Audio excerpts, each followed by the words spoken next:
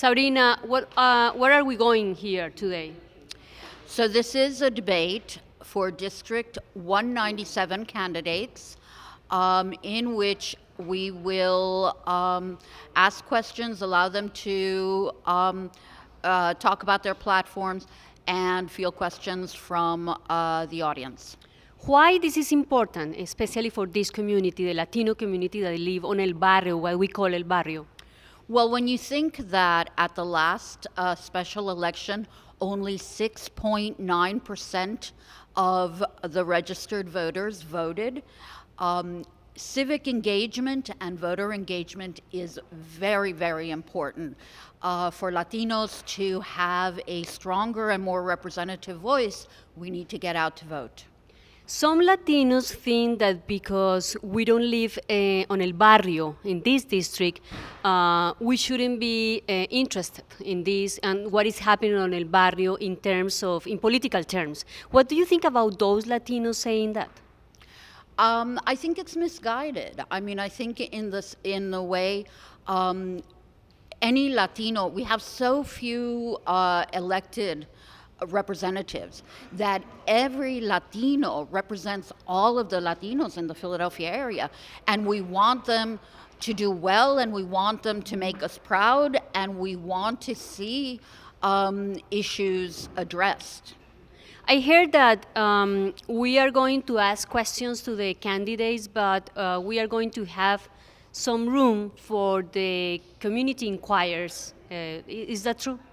Yes. We'll ask the prepared questions from a journalist standpoint, and then we will ask some audience questions. So, we know that COLAFI is the organization that is creating this kind of dialogue between the community and the candidates. What do you think about that? What do you think that we have an organization that, they are non-partisan, and which is not too common in our El Barrio, traditionally speaking? I think civic organizations are very important. I think what's interesting about it is that it is a coalition of Casa Venezuela, Acción Colombia, and several Dominican organizations as well. I think the thing that is really crucial is that these sort of forums and debates are sponsored in a completely nonpartisan and equitable way, so that the information comes to you, the audience, and to you without any agenda, just simply to inform, to engage and inform. So, amigos, this is Sabrina Borbolias. She's one of the best journalists in the city. She is Latino. She's a Latino journalist. I'm Emma Restrepo. I'm a host of a radio program. And I think we are going to make these kind of dialogues more and more common because we need to make our politicians accountable, and we need to put together, create room for the dialogue between the community and candidates, and I think this is great. Thank you very much. Gracias. Gracias. Thank you very much for coming. Es un gran honor poder organizar este evento.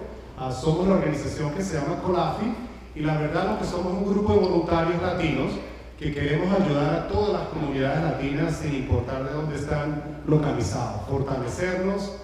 Ya somos en muchas partes la minoría más grande en el país, and we have to get together and go vote. One of the specific examples that we want to do today is what we're trying to do here in the 197.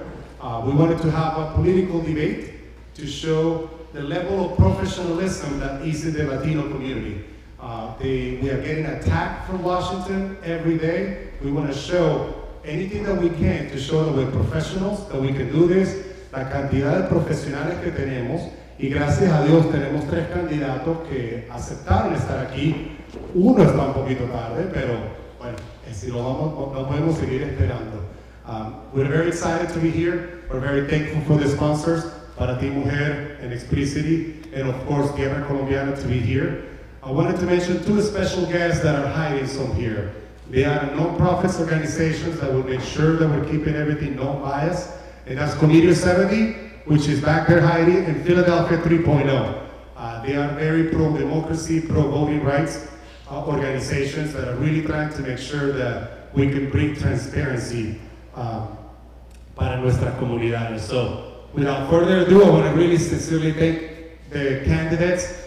Your staff was very professional to us. You're very open to come here and talk about the situations in here.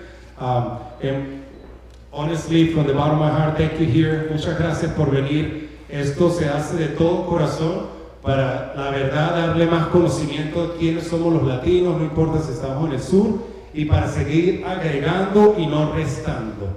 Deberíamos tener pronto un candidato en el South Philly. Hopefully you guys can help us with that. En North Philly, West Philly, tenemos comunidades latinas en todas partes y poco a poco vamos a seguir creciendo a través de todos los niveles del gobierno. But Emma, would you like to say a few words?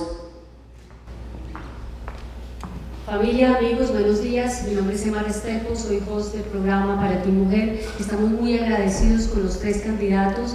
Quizás nuestro tercer candidato llegue. El profesionalismo de ellos al responder a esta convocatoria fue fenomenal.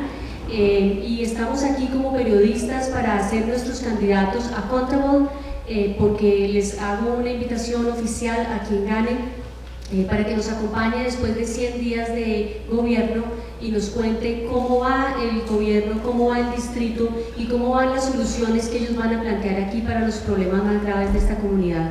Como dice Colafi, amigos, si al barrio le va bien, a todos los latinos nos va bien. Estamos mandando a una persona a Harrisburg que nos va a representar y eso es muy importante. Así que bienvenidísimos y muchas gracias. Wow, my English is a little weird, but what I'm saying is that if El Barrio is doing well, the community in general, the Latino community is doing well. We are sending a representative to Harrisburg to represent us, not only Latinos, also the African American community, or the Black community, if I can say that. So I'm inviting the person who is going to win to the radio program after 100 days of work at the office to tell us how the community is doing and how the proposals that they are going to deliver here are making true.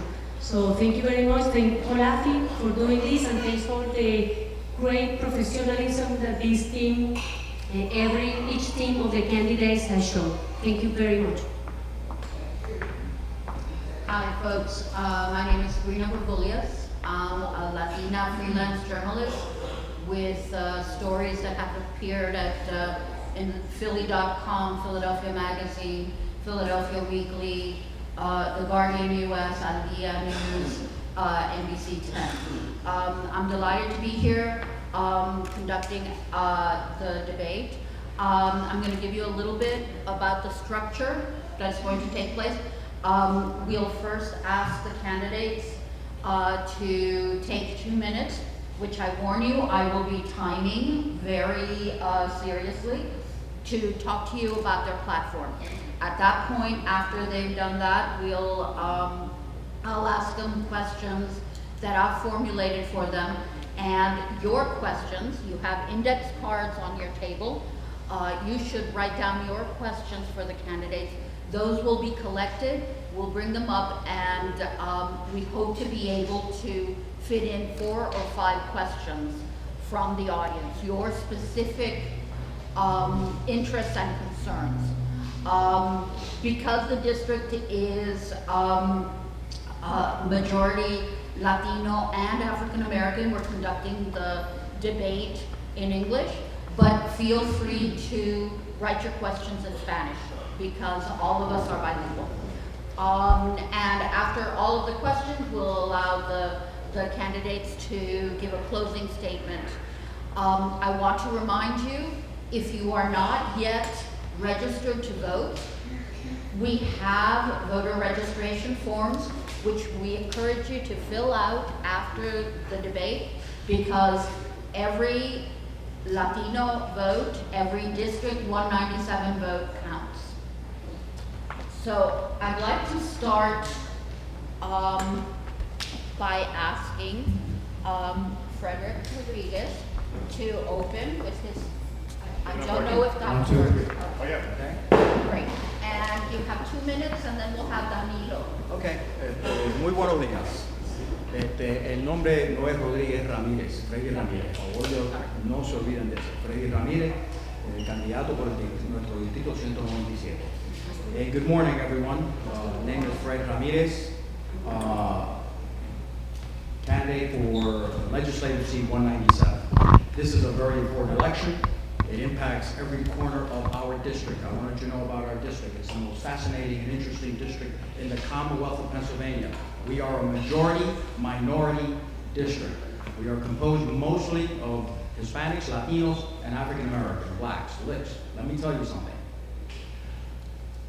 The image of El Barrio is us. We are El Barrio, especially in Ward 19 and Ward 43. So the slogan that Casa Venezuela uses as the image of El Barrio goes is our image, is very, very on point and very important. I thank Casa Venezuela. I thank the Dominican organizations. I thank any organization that has something to do with this. I want to point out that Oscar Rosario is with us today. Oscar was the first executive director of the mayor's office for Hispanic affairs way back when. I will talk to you later on about the particulars of this district, what we do, where we're going. My platform hits every aspect of El Barrio. Housing, economic development, crime, jobs, training. I will talk to you more about that and why it is vitally important that we address these issues, as our issues in El Barrio every day get more complex, not simpler, get worse, not better. And as our people go is the image that we have in the city of Philadelphia and in the Commonwealth of Pennsylvania. It is very important that these forums take place. I like to call them a forum as opposed to a debate, because I am not here to debate really and fight with my friends and my colleagues, but rather to impart with you the importance of the issues that we have in El Barrio today and how it does in fact impact those Hispanics that do not live in El Barrio, in the suburbs, in the outer outskirts of the city and the center city. It is very important. The issues of poverty for us are major: crime, job training, and things that we have to up our middle class. And I thank you for your participation here in attendance today. Danilo, if you can give your 2 minutes. Buenas tardes. Good afternoon. My name is Danilo Burgos. I am a former, if I seem nervous, I'm not accustomed to speaking publicly. I'm accustomed to working very hard for public communities, for our communities. Again, I decided to run for office in 2014. I came in second place. I continue to work for our community. I've lived here in Honey Park for over 15 years. I've worked in community issues through Eastern Pennsylvania Organizing Project, at Visitation Community School, at Visitation Community Center. I've worked at the Asian American Council here in Logan. So I've worked with various organizations, community aspects for our city, not just Honey Park or the 197th Legislative District. Also formerly the Zoning Director for Councilwoman Sanchez's office, and Constituent Service Director for Councilman Alan Dom, which gave me the opportunity to work throughout the entire city of Philadelphia. Working through Alan Dom, I was able to field problems, constituent concerns from Honey Park and also Rittenhouse Square. And in many instances, I was able to connect people that wanted to come in and contribute and participate in our community, whether it be development, growth, or a good project that I was able to work on through Councilwoman Sanchez was the Third and Allegheny, Plaza Allegheny, Plaza Allegheny, where we did some good community development. I'm running because I believe we can bring back, my candidacy brings back integrity to our district and to our community. And it's something that we are looked upon differently throughout the entire city because of everything that's been going on politically. But hopefully I will earn your support, and the citizens of the 197 will be able to give us the opportunity. Thank you.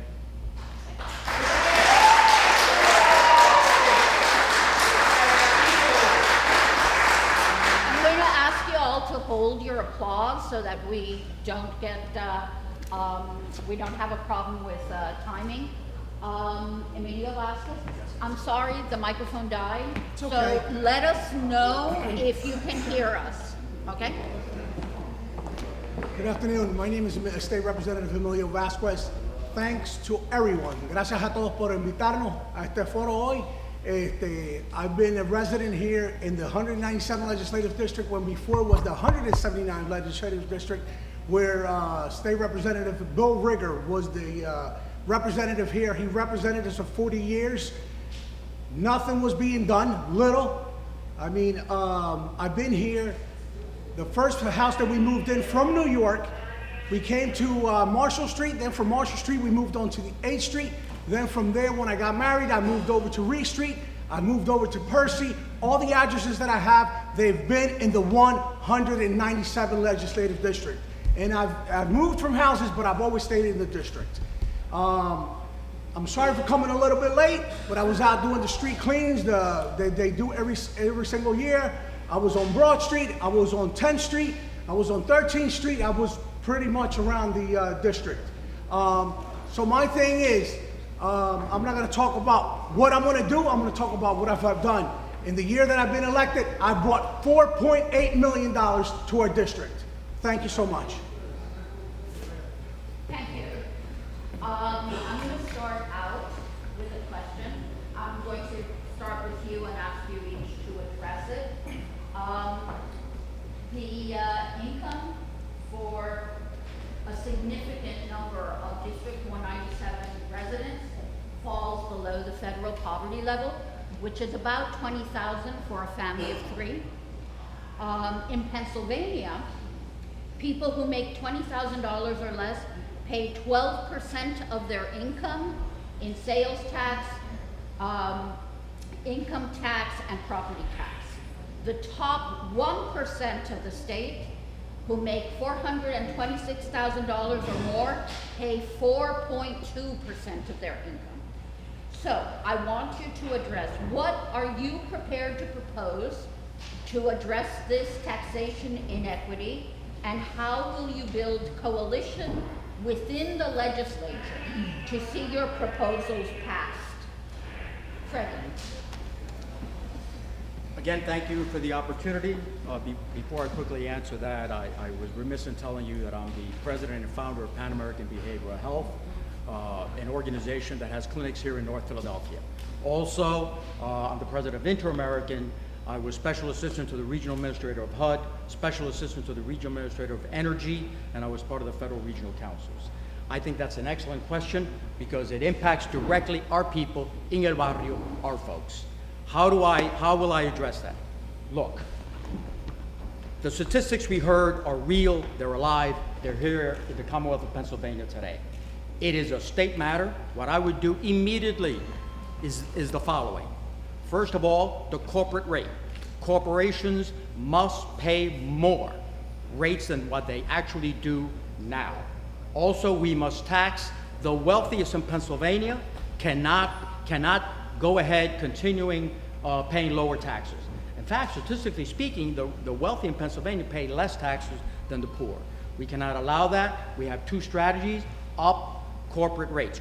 The corporations must pay more. We must tax the wealthy that they are not taxed now. Wealthy must pay more. That'll impact directly. How do we do that? We must strategize, and we must work with the leadership in Harrisburg.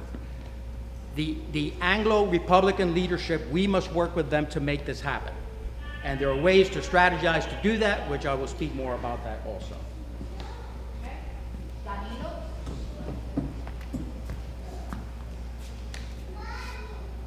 It's a very important issue because in Pennsylvania, the sales tax, the state is responsible for paying for our schools.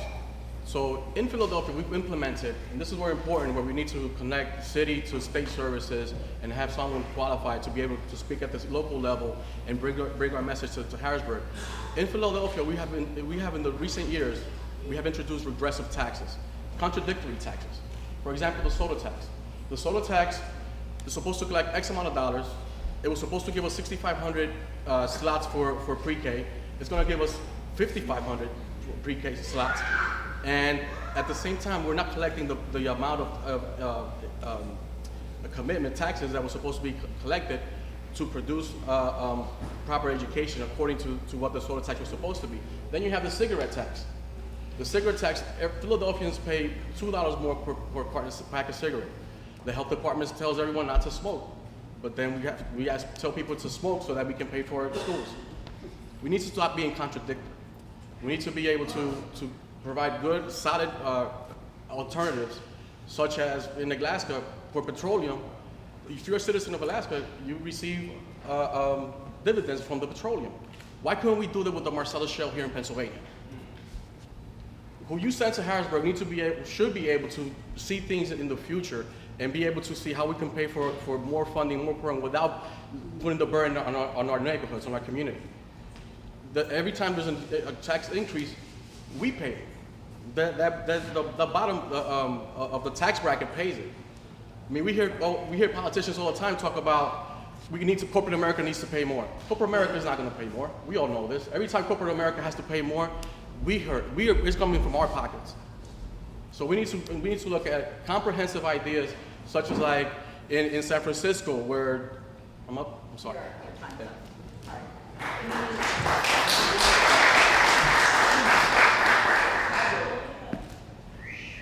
Actually, talking about Marcellus Shale, right now it's in the Senate and in the talks with leadership from the Senate and the House of Representatives to tax Marcellus Shale. But because we're the minority in Pennsylvania, as everybody knows, the majority is the Republicans, and the Republicans are the ones that are holding this bill up. They don't want to pay their fair share.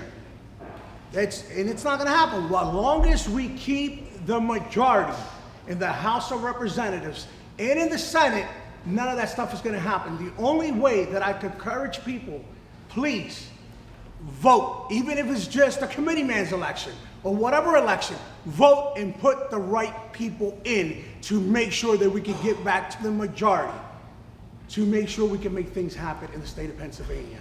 As far as schools, the city of Philadelphia, the mayor, city council, they asked to get the schools back, and that's what we did.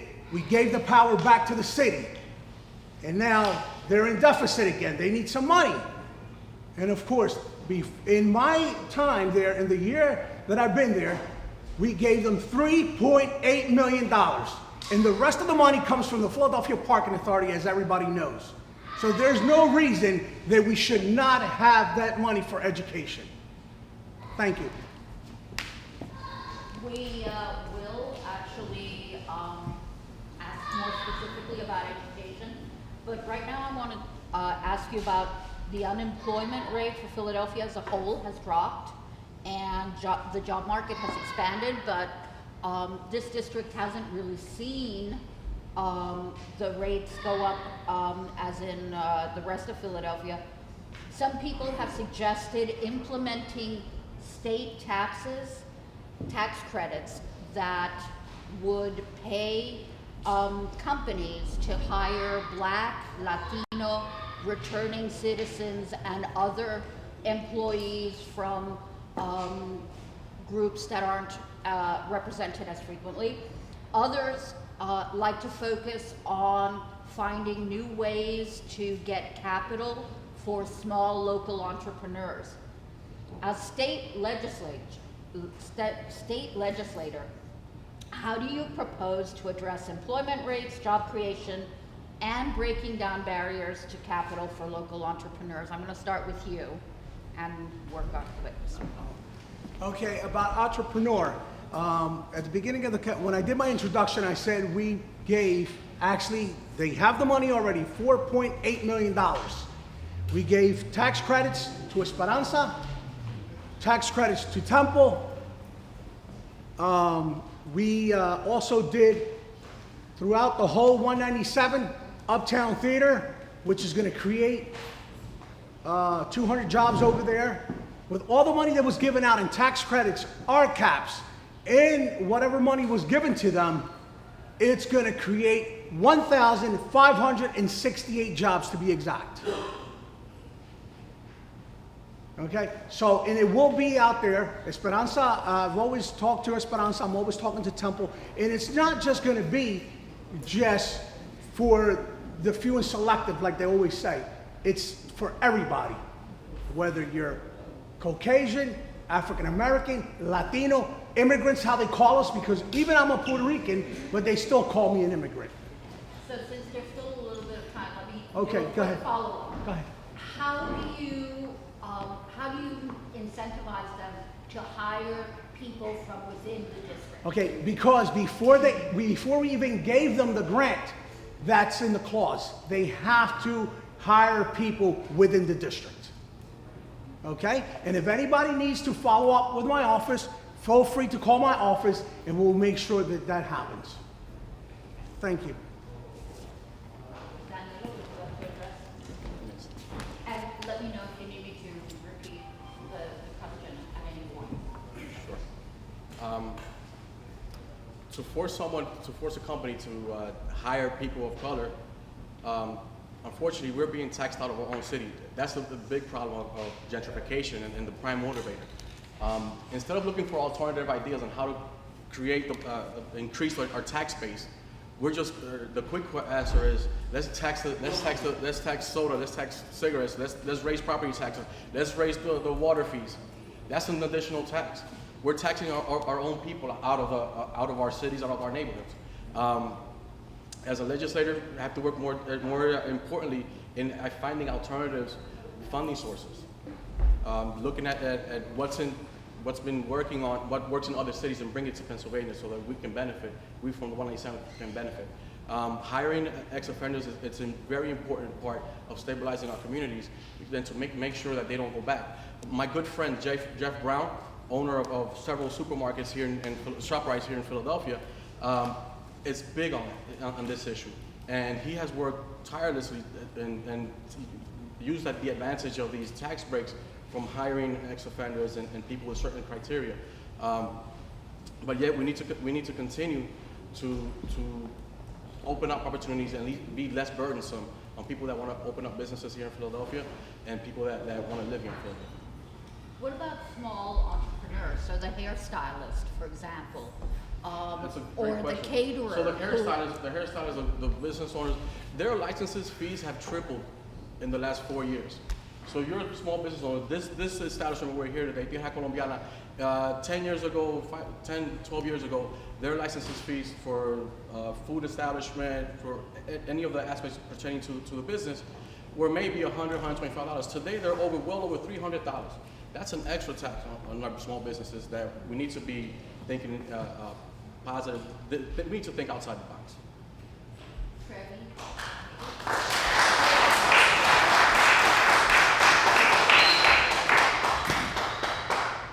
Folks, it's true that downtown will tell you that they have low unemployment now. That's not the city as a whole. That does not include us. Look, the problems of unemployment in El Barrio are structural. They are deep, they are complex. We have to attract large corporations and large businesses to do this. This is the plan. This is what we have to do. When you knock on doors in El Barrio, that's probably the second issue that people will bring up. Second or the third one that people bring up. Unemployment in El Barrio is structural. We have to be very careful with statistics. In the past, there was such a thing as the enterprise zone on American Street, which was supposed to force these folks that received grants and low tax base in the city to hire people from the corridor. It did not happen. And by the way, it was written in the so-called contract at the time. It never happened. I'm talking the days when Rendell first was mayor. We have to close that loophole. We have to bring industry back. That's what I'm saying when I say unemployment is so large for our people that we really have to bring large-scale employment with the corporations. There are ways to do that. Yes, you keep enterprise zones. As a matter of fact, the federal government just last week said that they're going to incentivize that even more. But we have to be very watchful of this. We have to make sure that industry that moves to the corridor and in the 197th district hires people from the district, hires people from our neighborhood. That's us, by the way. We don't have to say that they must hire minorities. They're automatically going to do that when they hire us. Secondly, We must also trade more. We have empty warehouses on American Street. We need to trade more, for one, while we're all here with Latin America. We must revive the days in which the American Street corridor was designed to move cargo to Tioga Marine Terminal to trade with Latin America. In those days it was called fast ships. It never developed, it never took off. We need to revisit that again because those are warehouse jobs. Finally, job training. Look, we have to train our people for jobs that exist. We cannot train our people for jobs that do not exist. We need to go into the vocational training. We need the carpenters, the plumbers, the electricians. We need to form a partnership with Philadelphia labor unions. Breaking news, labor unions have never been at the table with us as they should have been. Now we are at the brink of doing that, especially with laborers union. We must train people also because it hits our recidivism rate. People who are returning to the community that were formerly incarcerated. We need to train them, and very important, we have Temple Hospital right here. We can train our people to fill entry-level jobs at Temple Hospital, good-paying jobs, because it is a deep and complex problem more than you think it is.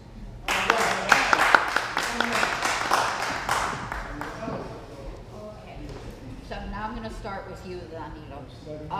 As Latinos, we're told that the surest way out of poverty is through education, but inequitable funding, cuts in staffing and resources, school closure, privatization, state cuts to public colleges and universities have widened the educational attainment gap.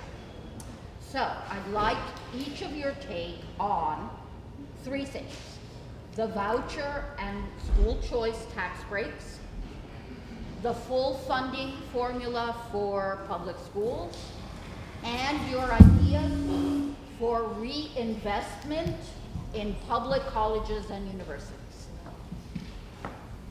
Again, I mean, it comes back to not properly having the tax structure that it's going to benefit in the long term.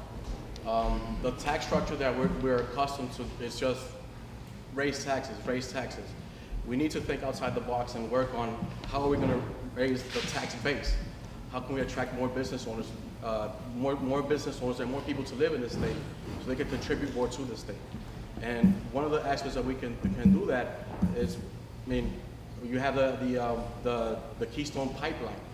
The Keystone Pipeline was being built as a great idea, but it's taking away jobs from, maybe not from the 197, but yes, because we're talking about truck drivers. We're losing, as the economy continues to change, the workforce continues to shrink because of technology. And education, if we have our kids being trained in the new work fields, such as coding, which is very important in today's market, and how to create apps, which is how to help computers run, how to help operate manufacturing computers. But our kids in the 197th are way behind when it comes to technology. And if we cannot produce a technology heaven for them, we're going to miss out in the future. And the jobs that we're going to have left for our community. The manufacturing jobs have, unfortunately, because global economy has opened up throughout the world. So we're buying from Mexico or China, and they're dictating what's being sold in our community. And it's just, for years, this is not something that happened overnight. It's been happening through the years by a lot of political bickering by Democrats and Republicans blaming each other. And that needs to stop if we're going to be able to turn it around and come and bring new ideas to the table.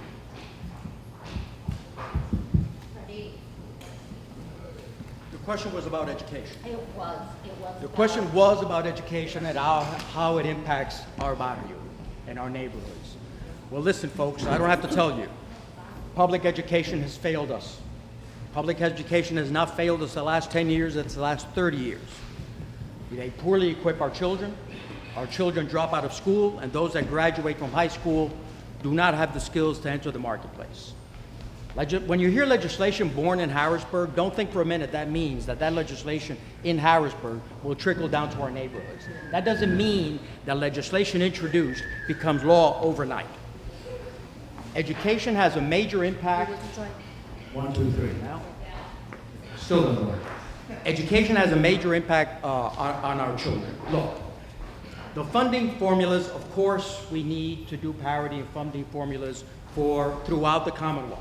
It cannot be right now by zip code, that our zip codes 33 and 40 happen to have less educational funding. Also, it is no secret, Harrisburg is not exactly comfortable with the school district of Philadelphia. I think we should take advantage of that. I think we have to listen to that. And what do? Well, look, what I'm about to propose is not brand new. It's happening in the country.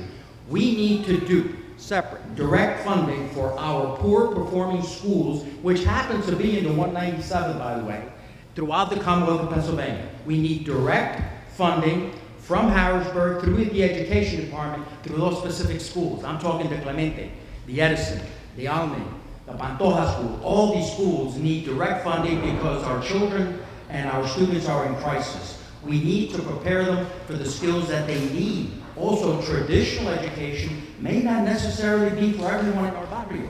We may need to look into non-traditional education, as said before, working with the labor unions, carpenters, electricians, plumbers, and preparing people the good basic education that they need. Higher education.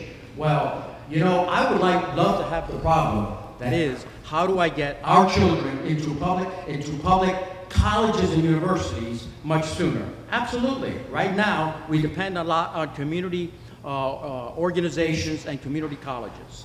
We must continue that. I like direct funding, and very important, something she mentioned in her question, vouchers, public schools, and we get into all of that. Have you noticed that the debates that are running downtown on vouchers, charter schools versus public, are not necessarily an issue in our neighborhoods? That basically what our parents say is, I need my children to be educated. That's why they move their children rapidly throughout from one school to another. Okay. So education is key for us.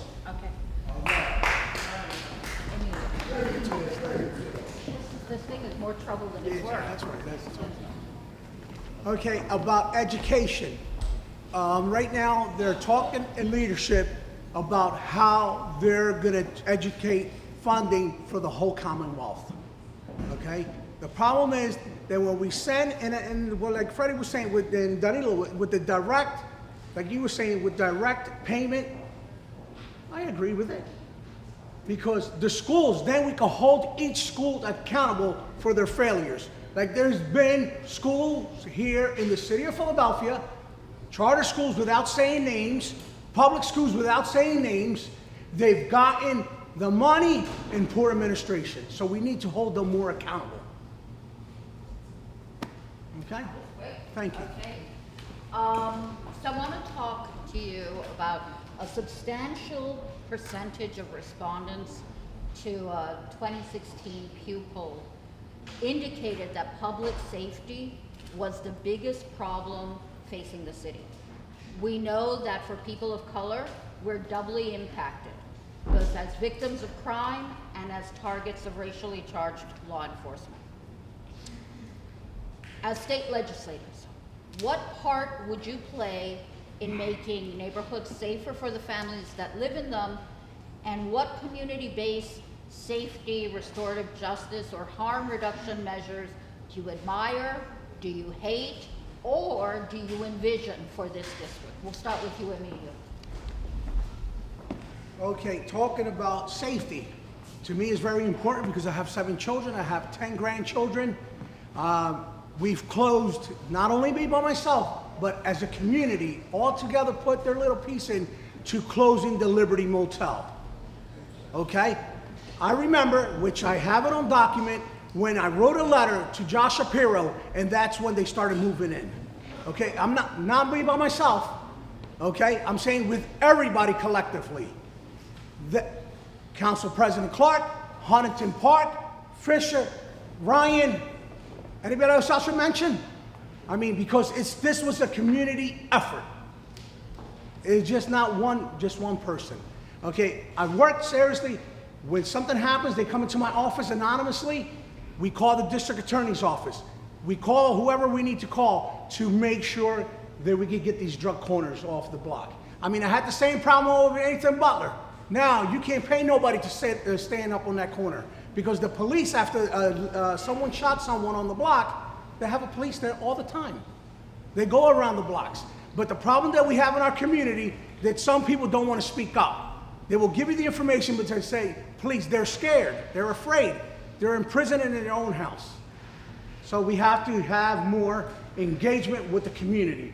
It's just because I don't like you, I'm not going to help you. Just because you don't like me, you're not going to help me. This is not about liking. This is about getting together as a community and do the right thing. Thank you. Danilo? To improve our safety, we need to have trust. We need to trust our police officers. In our community, the 197th is one that has numerous issues with police trust. In my other work through civic organization, through the Eastern Pennsylvania Organizing Project, we used to work with Chief Timoney many years ago.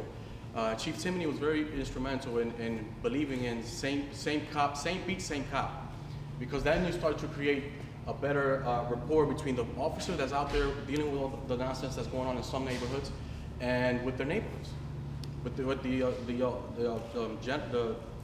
single mothers, the parents, the grandparents, everyone that lives in the community. You feel more comfortable working with a police officer and them speaking to them to be able to find a common ground on resolving the issue that might be going on in a particular block. I remember when I used to work in a grocery store, we will always help out with the police district when they were giving out, either working with a community organization or providing a safe environment for youth after school. We need to improve our programming for our after school programs for our children. We need to provide adequate facilities and adequate programming so that our children are learning and being involved in what they like.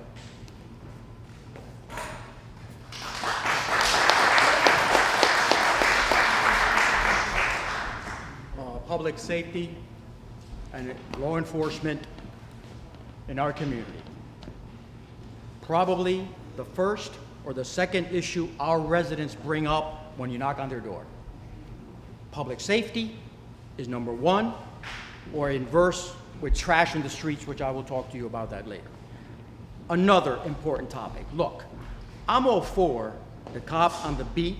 As a matter of fact, at the beginning of Mayor Street's administration, we had that. There were cops on the street, on the bicycle, and we knew them. Double-edged sword.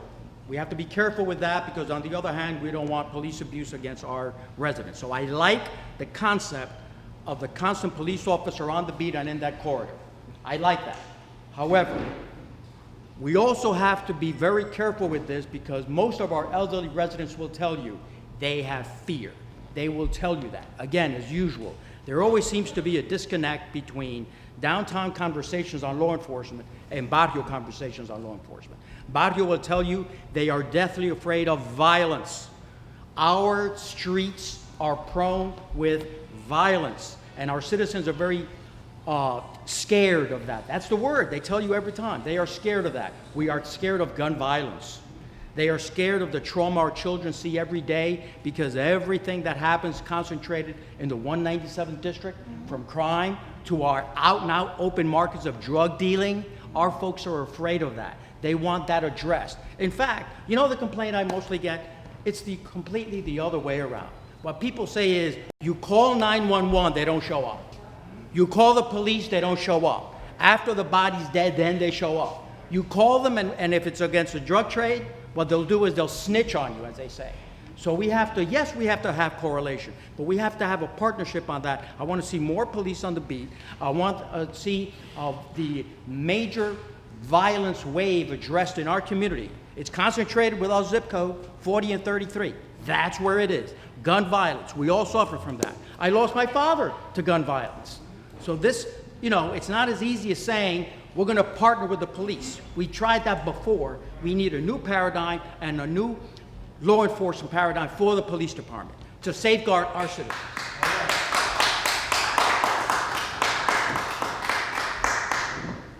So throughout the city, community leaders have voiced concerns about housing affordability. In District 197, people pay substantially more than 30% of their income towards rent. And at the same time, gentrification and displacement of longtime homeowners is growing, especially around Temple University. So, what is your understanding of fair development in this district? Freddie, let's start with you. You know what's my understanding of fair development? That fair development occurs with our people. That our people are the ones who reside in the housing that we're living in now anyway, that through gentrification of real estate developers, because I do name names, real estate developers are trying to rush our people out of these neighborhoods. They fix them up. The new wave of folks come in from downtown, especially any stop on the L, because even the property that I own at Front Street is, they're saying, name your price. So what I mean by that is, look, two thoughts on this. And I've been preaching this now for like a year on this campaign trail. The first thing is, we need CDCs that really concentrate on housing, because we have two trends here. In 19th Ward, think of that as zip code 33. They will tell you, I need housing. As a matter of fact, a lot of our residents will tell you, you know what we need here? We need Rafael Acosta again to take housing away from the Philadelphia Housing Authority to give to our poor folks who don't have a place to live. In zip code 40, we need something else. There are elderly residents are saying, what I need is money to fix my roof, money to fix my furnace so I can stay here. That way I don't have, what do I propose? Okay, let's give them 0 interest loans, fix your roof, fix your furnace, 2 conditions. You don't sell it immediately, you have to wait 5 years, and you don't rent it immediately. You don't take our money and then you rent out the house. Is that legal? Yes, it can be, absolutely. It's the bank cooperative, the credit union that's giving money to fix your house. Now, the developers that are hounding us, they're surrounding our neighborhoods. They have no qualms about that, by the way. Real estate developers, they're coming into our neighborhoods, buy up our properties, they knock them down, fancy housing that our folks can't attempt even to live in. What I suggest is we have to strengthen our Latino and Black lower middle class, and force them to stay, because I don't want you to leave. I don't want you to make good money and then you move out to either the great Northeast or the Philadelphia suburbs. I need your talent and your skills here. I need you to live in very good, adequate housing that we can make happen, because the state is a powerful weapon in getting that done. I'd like to ask you a quick follow-up. Go right ahead. What do you feel about imposing anti-speculation tax on property transfers? I'm very careful with that, because the moment now that I'm shutting out any speculator, first of all, it almost sounds like it's anti-democratic, but by shutting them out, I'm being very careful, because I do want certain speculators. I want speculators that take care of our people.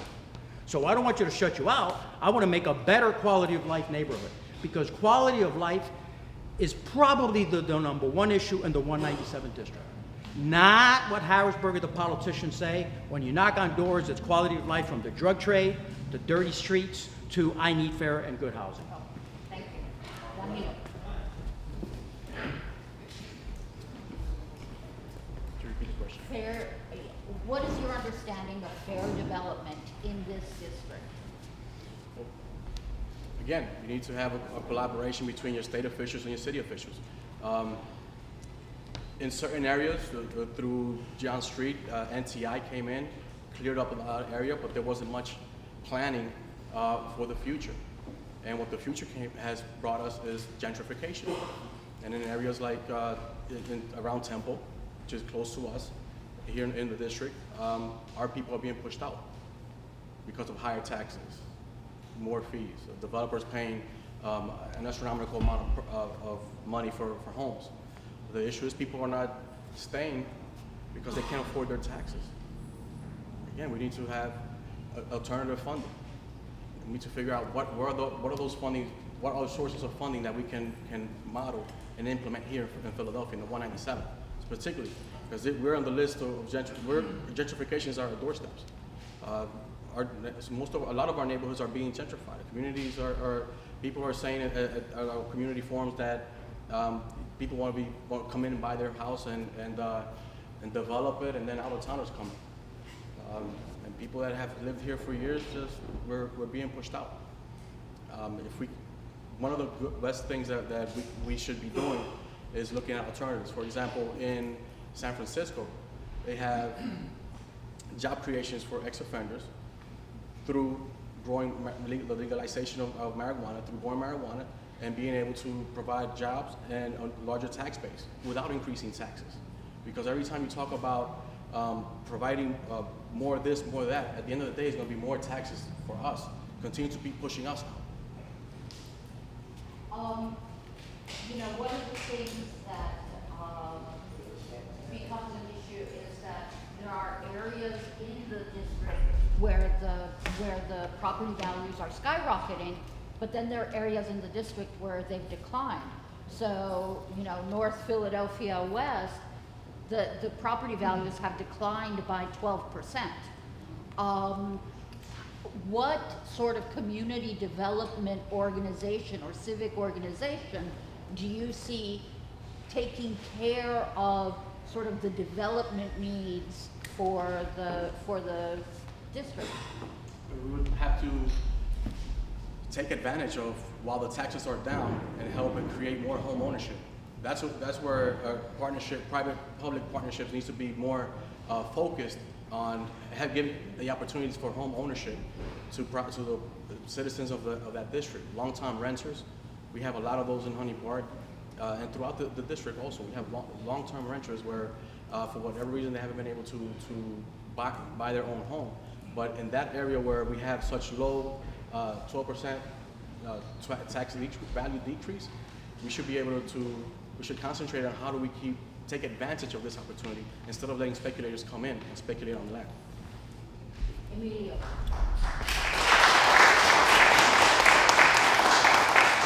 What is your understanding of fair development in the fair district? development, even though it's a municipal issue, but what we should do is, I would like to see for us to go back in the day when I was growing up, when I was a little kid, and Wilfredo and Oscar knows about this stuff.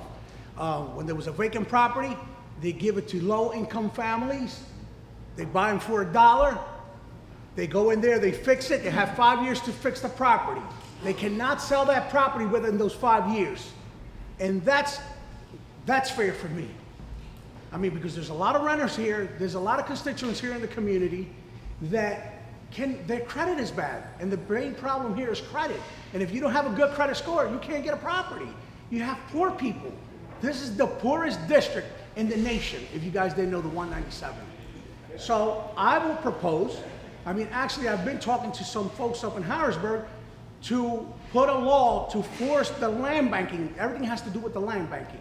Okay, the state doesn't have nothing to do with the land banking. We have to kind of throw something out there to make sure that we give these houses, not close it for investors and open it more for the community. That's where the problem that we have here. We have investors that come in from New York, they buy these properties, they buy these stores, they rent them, and they exploit our people in our community. And I'm against that.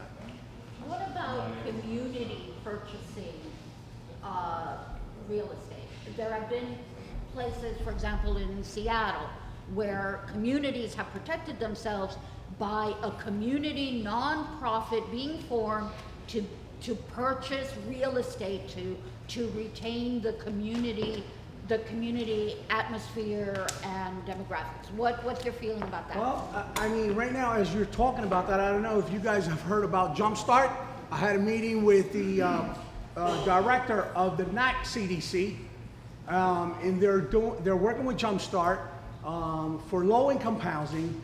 They're trying to get a connection with banks, and the CDC will hold the loan for a lower interest rate, and to make sure that the people in the community can be homeowners instead of going to the bank and getting all those high interest rates. Okay. So I'm going to start addressing this and ask Danilo to address it first, then Freddie, then Emilio. So I want to address the elephant in the room, as far as I'm concerned, and that's corruption. The past two state representatives for this district have pleaded guilty to felony charges. District election officers have been formally charged with illegal electioneering. There have been election irregularities and accusations of intimidation for almost every electoral cycle going. Meanwhile, only 6.9% of the district's registered voters showed up to vote at the last special election. I'd like to ask each of you to outline exactly what measures you have put into place to ensure integrity, accountability, and transparency of your campaigns, and what steps you have taken already to help the people of the district feel more empowered to vote. Well, the huge, very important step that I have taken in our campaign is number one, is where our money comes from. Our over 70% of our money comes from non-traditional sources, meaning it comes from local business owners, it comes from people that are here in Hunting Park, that are concerned with what's going on in Hunting Park. Because that's key. Follow the money, and that'll show you what your candidate is going to stand at. That's the number one. If your funding is not right, you're going to be lenient to or exposed to whatever is going on.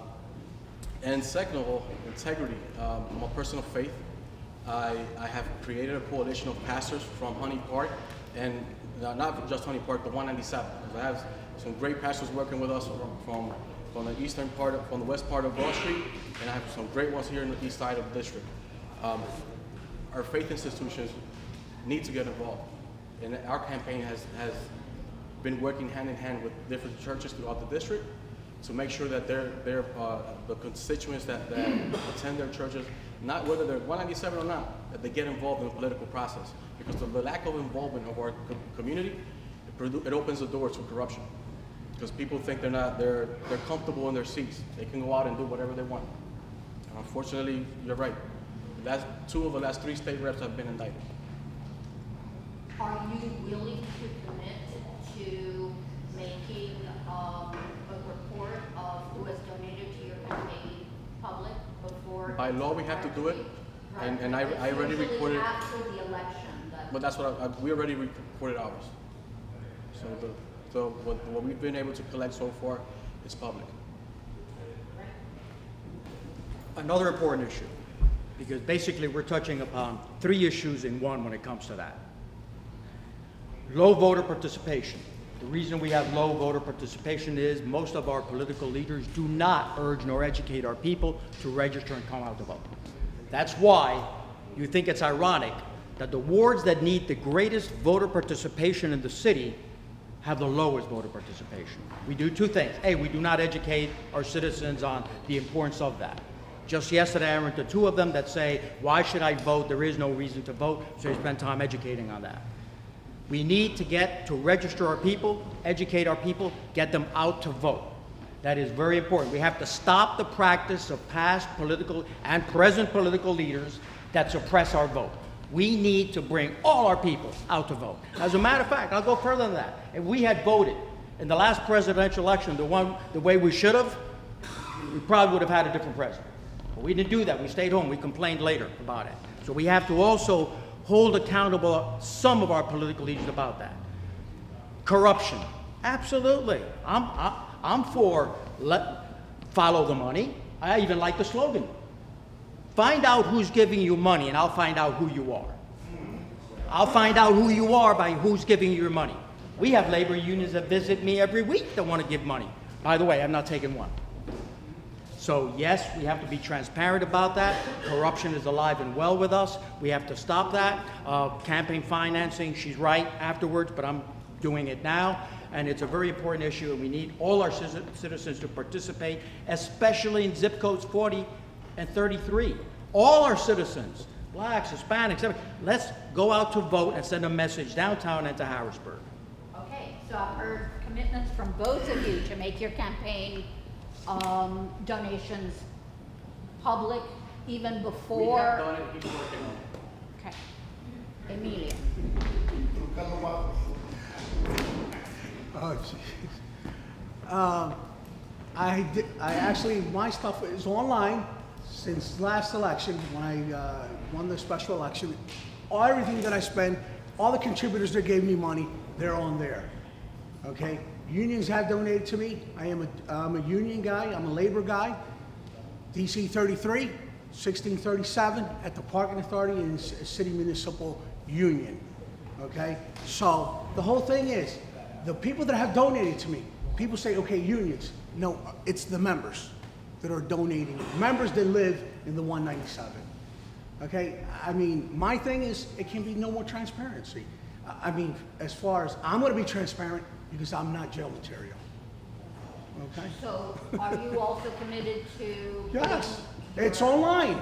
You could go. But that's to- for the last election. No, for this election, when I put in my petitions, all the candidates for the 197, they had to put in your, what you have on hand, you have to register with them because that's one of the clauses. If you don't put that in, you cannot be on the ballot.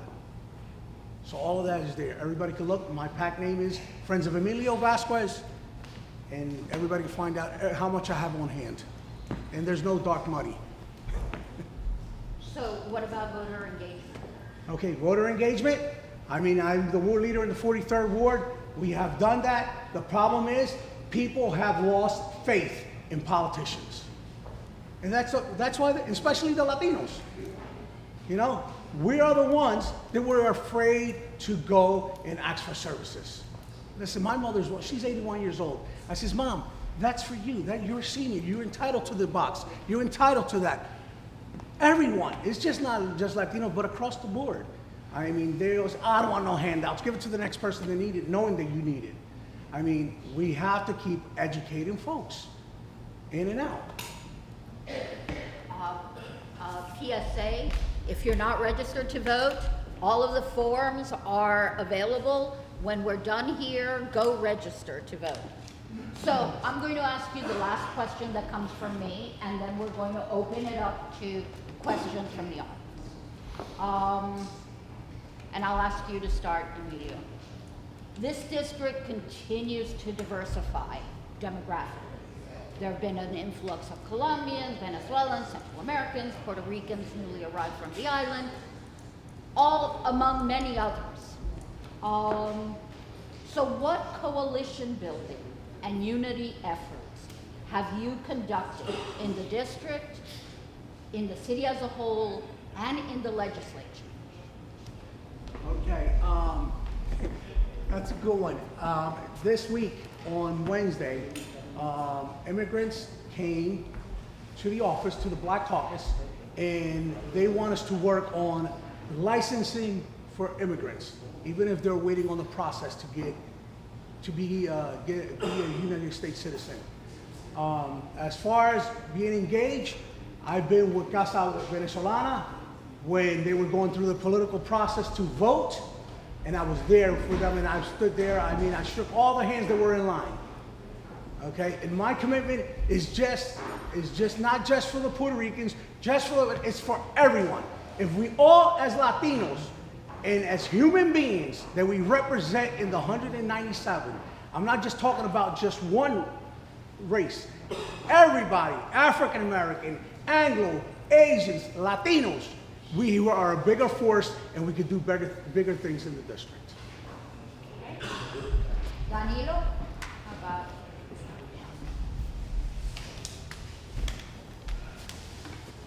The influx of immigration is an issue in our country at this moment that is polarizing communities. It's making people feel unwelcome. But the reality is that without immigrants, the Wyoming Avenue will not be booming as it is today. North Fifth Street will not be booming as it is today. The opening up of entrepreneurs, of businesses, the hair salons, the establishment like this restaurant that we're here today, the barbershops, auto mechanics, the agencies that are here that work to help give out more information, and we need to have our new immigrants that are coming into and living here and working here to contribute here also.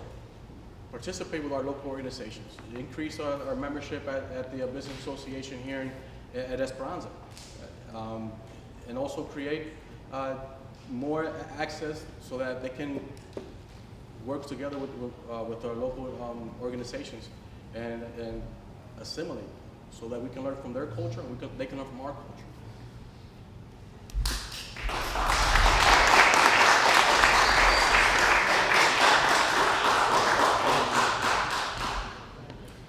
little historical perspective on what has just been said.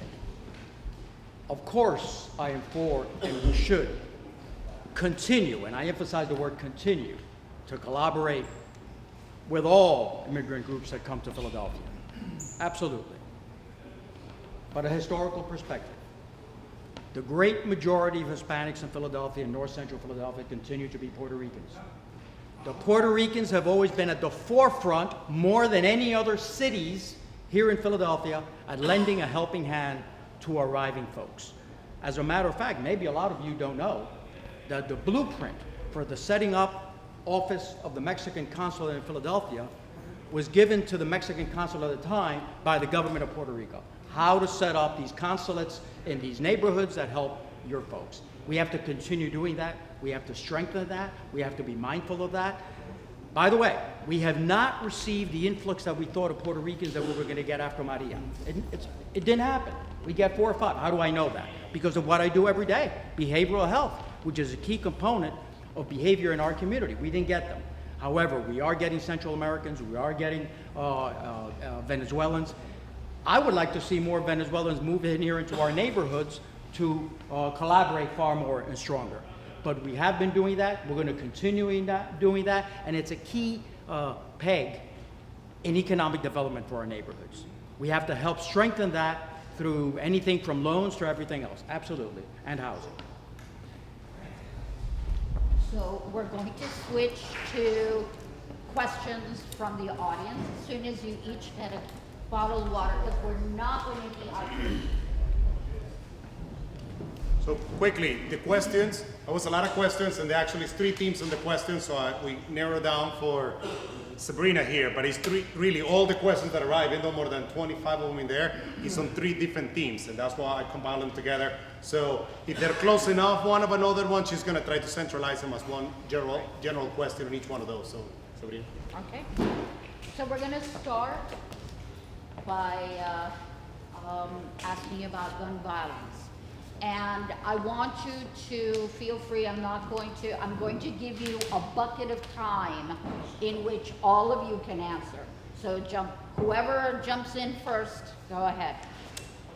So, gun violence statistics in this district are among the highest in the city and the state. What legislative action will you introduce to address illegal guns, common sense gun control, and the resolution of homicides in Philadelphia?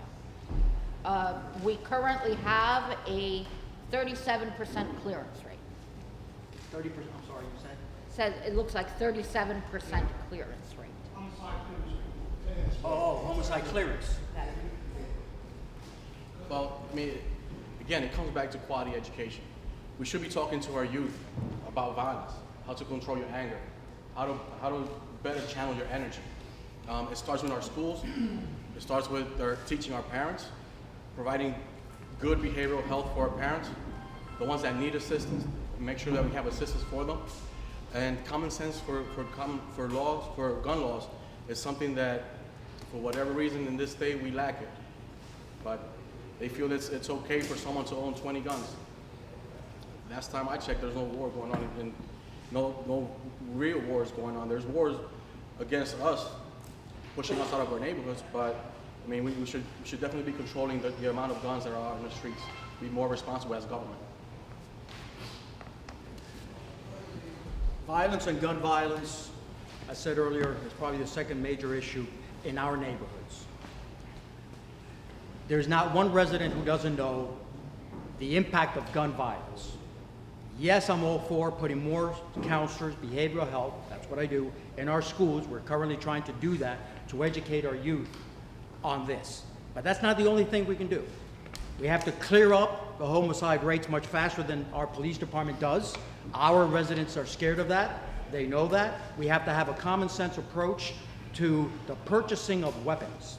We have to have more, we don't have to reinvent the wheel. All we have to do is make sure that what we do with the background check works, that no, we don't have 18, 19, and 20-year-olds buying major weapons. Gun violence, I want you to understand this. There is no corner in our district that has not known gun violence. Every citizen can tell you about every time shootouts occur, which impacts the trauma that our children face just in going back and through school. We have to address this problem of guns. We have too many of them, and we can not only depend on law enforcement to do that. Yes, we started the schools. Yes, we depend with the church, but we have to have a common sense approach to this, folks. We can't let anybody purchase a weapon and not do a sufficient background check. We have to be very vigilant of that, and you know what? I echo what all my neighbors say. Enough is enough. We don't need that many guns. We have more guns in our neighborhoods than anywhere else in the city. Enough. We have to stop that.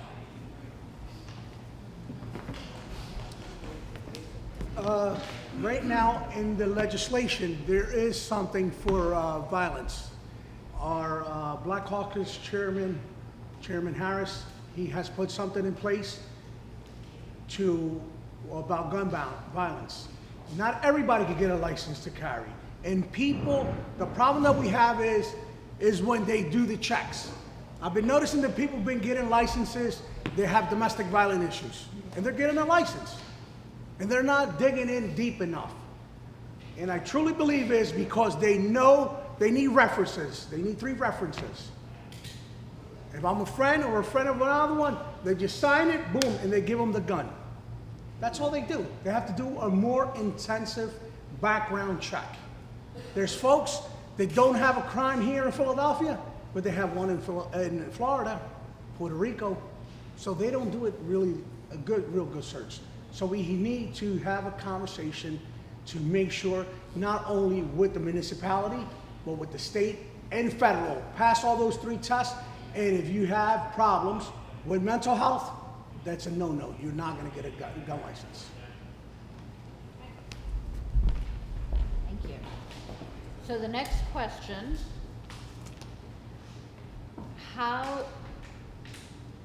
how do you continue to support relationships between African Americans and Latinos in the district?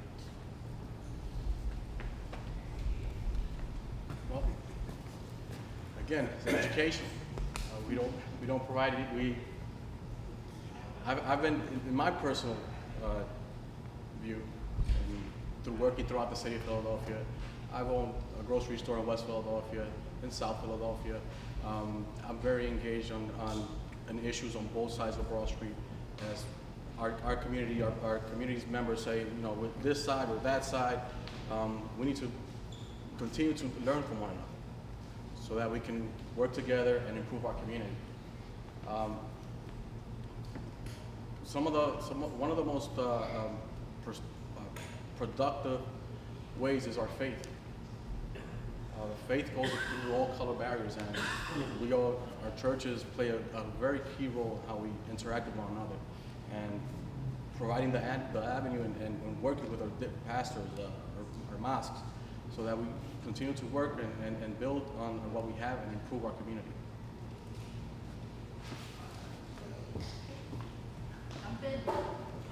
I will. Look, we have to go back to the days, the glory days of the civil rights movement.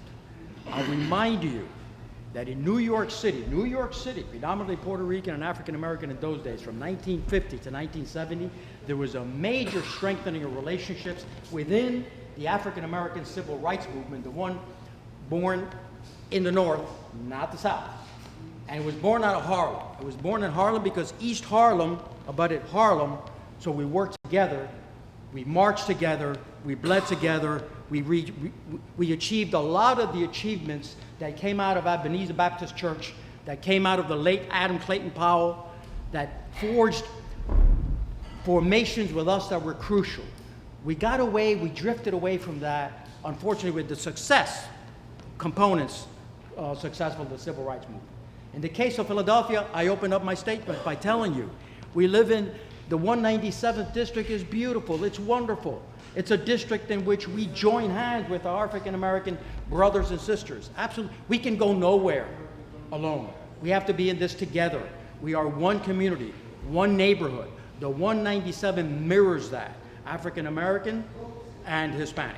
And we have to do that and continue forging that relationship and going back to those days. Do we work with the religious organizations? Absolutely. We're going to keep doing that. Because as we progress as a people, so does our neighborhoods. The intention is to keep you here.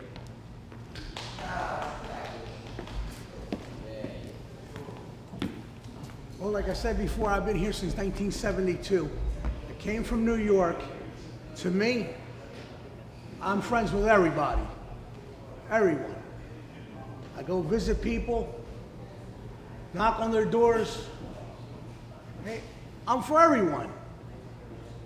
People invite me to their house, I sit with them, I eat with them, I drink coffee with them, we talk.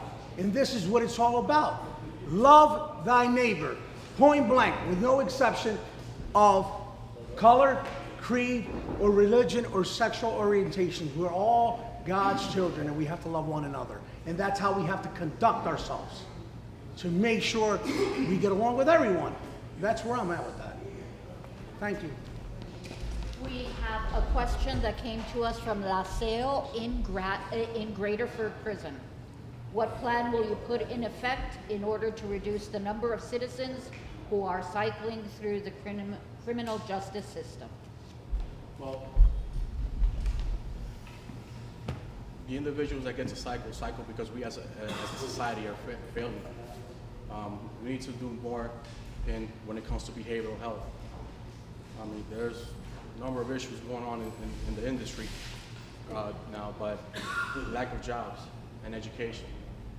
When we send, the system says we're sending you to a correctional facility, but yet in those facilities they come out with more tools to be criminal than to be a positive member reintegrated into the community. You know, our schools need to be stopped. We should work on stopping them from being pipelines to upstate Pennsylvania, unfortunately. And that's where someone that doesn't forget the past like I do, but looks to the future and tries to identify newer ideas and work and concentrate on what works and not who's to blame. Not who's to blame for our failures, but how do we correct them? How do we fix them?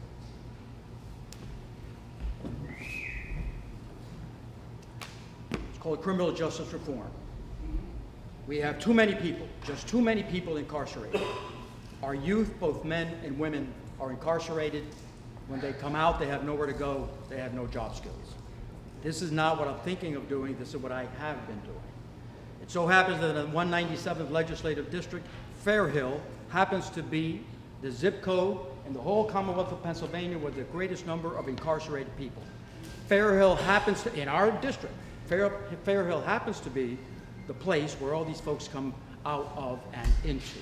Look, the formerly incarcerated are key also to our future. We have many of them, and guess where they come when they come home? They come here. First thing that we're doing, we need to start working with the incarcerated at least 6 months before they come out back into the street. We have to send our behavioral health specialists there, our psychiatrists, our psychologists. Then they come into our neighborhoods. With that particular organization that you spoke about, Pan American Health gives them yearly donations of $2,000 so they can foment their industries like the ice cream industry. So we have been doing something there. I'm working with Suave out of Front Street that we need to get them job skills and a place to live. The difficulty, by the way, is where they live. But we are doing that. Criminal justice reform is key because just like we want to prevent recidivism, we do it by taking care of our folks before they come out and once they're here.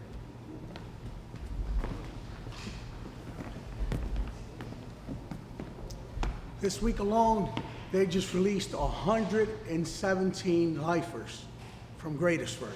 And before that, there was even more. It was like 2-something. They're coming out. They're going to the office. Actually, I have gotten a lot of them going to my office for IDs, Social Securities. We go as far as also helping them open up a bank account. And a couple, I can't say that we was able to help all of them for getting a rental or anything, but we're moving into that direction to make sure that we have somewhere they sleep and they don't be out homeless. But that's what my office has been doing. And I do go to Graterford. I know Laseo because I go visit them from the first time that I was elected That was the first week I went and visited Laseo. Thank you. I have a series of 4 questions that I adore that I'm going to all jumble together. Why don't we have more music and art in the schools? How can you get more money for art therapy and education? How will you increase volunteers and staff that can help kids with disabilities? And how do you plan to help children experiencing trauma in our communities? Everybody just jumps in, or? Okay. Well, can I say this? Like, I think that would be fair. We could just read the questions because it was like 5 questions at the same time.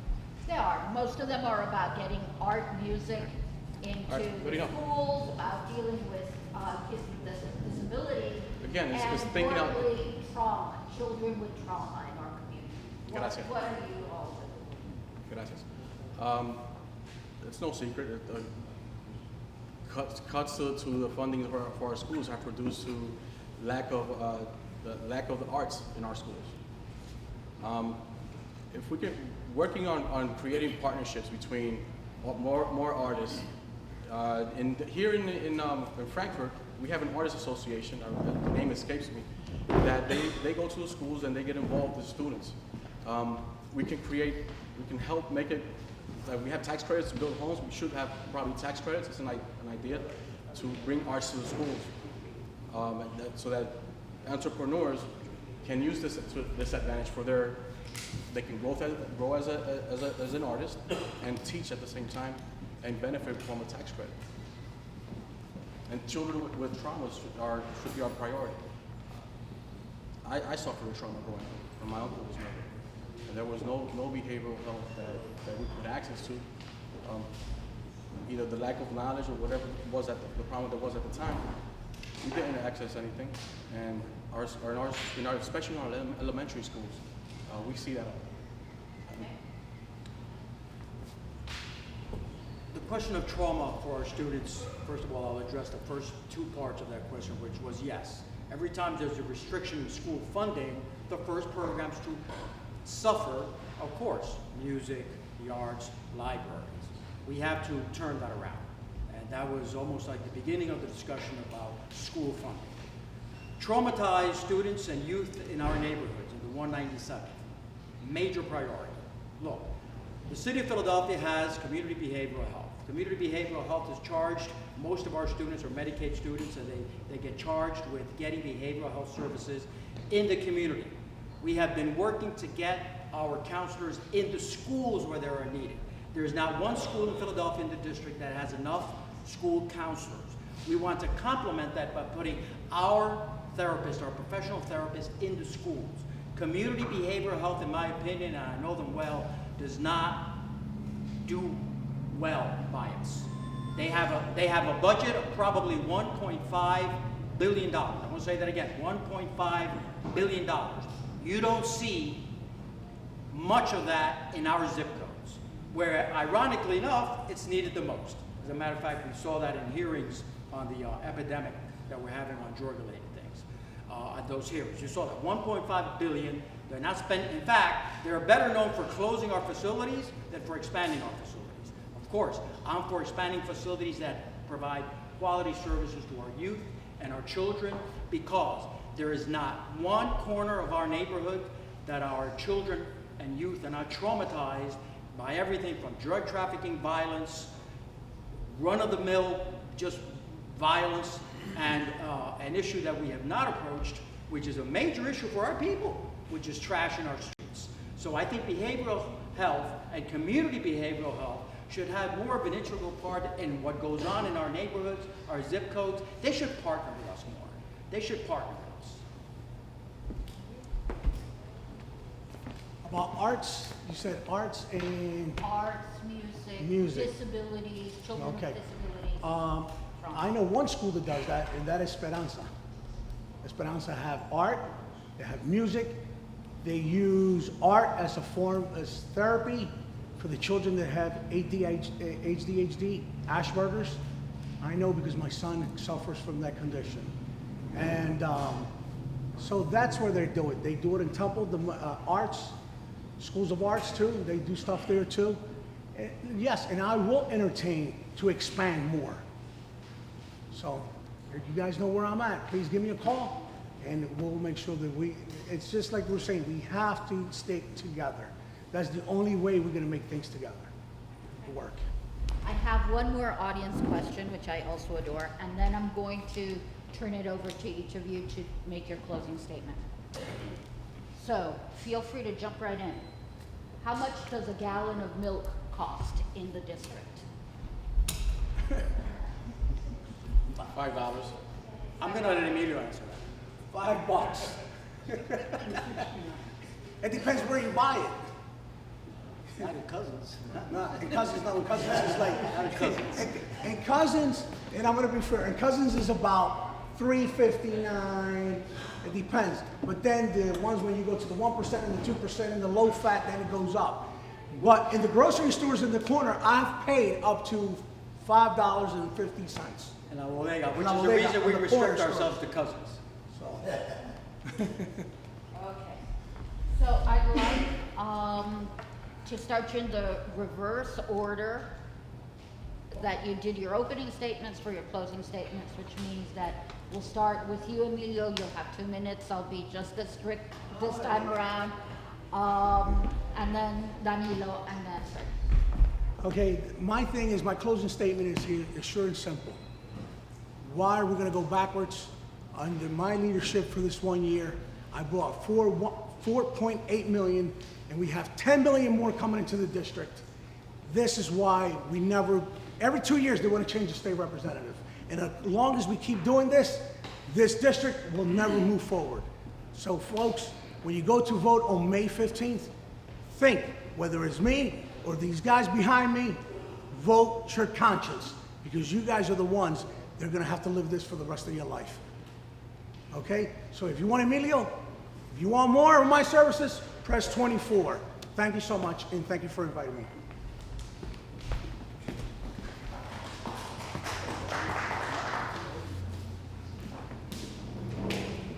Well, first of all, thank you, call your feet. Fernando, Sabrina, muchas gracias.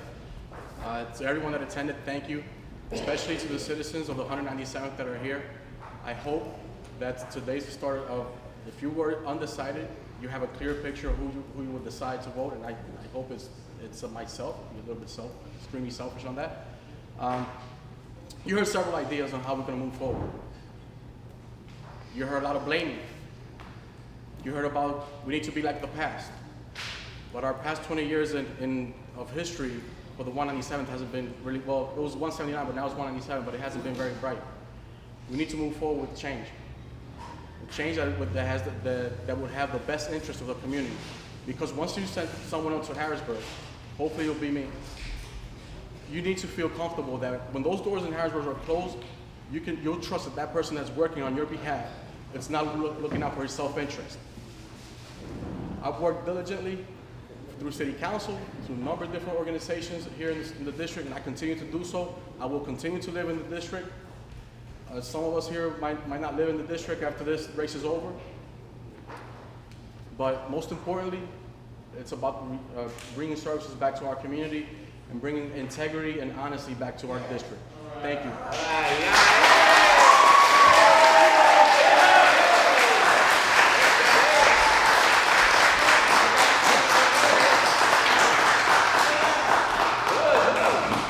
I agree with Danilo, we got to bring integrity back, which is one of the reasons I'm running. I fully agree with that. However, I bring again to the forefront of you the nature of the 197 district. We are the poorest district in the Commonwealth of Pennsylvania. We have to address that issue. And the way we address that issue is we have to change the paradigm of how we think about government. State government. A lot of the problems that we have in the 197, yes, the city can help, but the state also has to be an integral part of that. We have to change the way we've been doing business. The way we've been doing business in these neighborhoods has not worked. We cannot look to traditional city government to address our issues. We have to think differently. We have to think of public-private partnerships to address the trash in the street that didn't even come up today. And yet it's the number one issue when you knock on the door. Gun violence, we address that. We've addressed a lot of issues. Look, we can do better. We will do better, because although we have vast amounts of problems in our district, one thing does stand out. We have the most wonderful civic spirit of people who want to get involved. We may not all be registered to vote thanks to the political process that suffocates our vote and doesn't want us to register and come out. But you'd be surprised at the number of people that have that civic spirit that says, A, they recognize what has not worked in the past. B, they think we can do better. And if we harness that energy, like the old poet would say, we will have discovered fire for the second time in the history of mankind. So I want to personally thank you all for being forthright with your answers.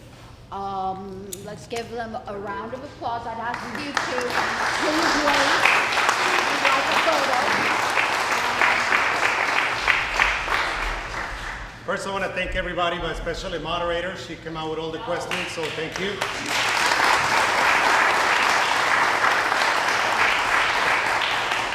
The candidates, thank you very much. We kept this professional as you guys requested. It was good questions, and I think really the spectrum. Some of you said it was the spectrum of all the questions that people are trying to say in the district. Not just this district, if you go out around the districts as well. So sincerely, thank you for the three of you. Please, another round of applause to the candidates for doing this.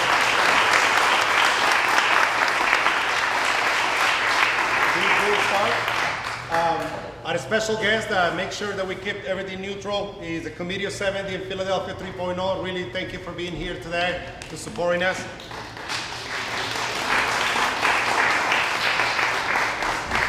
Our two sponsors, President para Ti Mujer, we could have done that, especially Tierra Colombiana. That's really nice for letting us do this in here. So.